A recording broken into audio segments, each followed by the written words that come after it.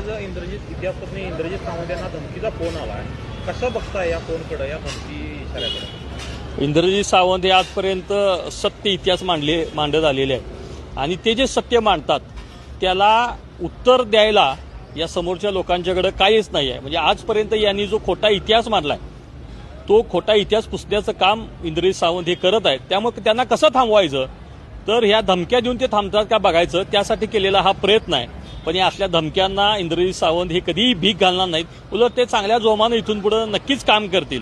आणि तो जो कोण नागपूरचा जो कोण आहे कोरटकर का कोण तो, त्यानं जे धमकी दिला की कुठं आहेस तू, येऊन तिला दाखवतो, तर इंद्रजित सावंतांच्या वतीनं त्यांची धमकी मी स्वीकारतो की दम असेल तर तू इथं कोल्हापुरात येऊन दाखव. आम्ही सुद्धा छत्रपती शिवराय यांच्या या सह्याद्रीच्या कुशीतले मावळे आहोत. कोल्हापुरी हिसका काय असतो हे कोल्हापुरी पायतान हातात घेऊन तुला दाखवतो. आणि तुझ्यात यायची धमक नसेल तर तसं सांग, आम्ही नागपूरमध्ये येऊन आमचा कोल्हापुरी हिसका काय असतो ते दाखवतो. ही जी व्यक्ती आहे तर ही व्यक्तीना ही प्रवृत्ती आहे. त्यानं जे दोन समाजामध्ये तो तेढ निर्माण करण्याचा जो प्रयत्न केला आहे, म्हणजे ब्राह्मण मुख्यमंत्री आहे आणि त्याच्याखाली तू काम करतोस म्हणजे तुला दाखवतो. म्हणजे हा माज कशातून आला.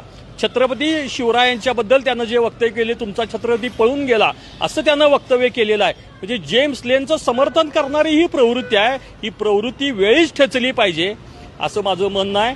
आणि इंद्रजित सावंत हे इथून पुढे असाच इतिहास मांडत राहतील आणि त्यांच्या पाठीशी आम्ही ठामपणे उभे आहोत हे या निमित्तानं सांगतो.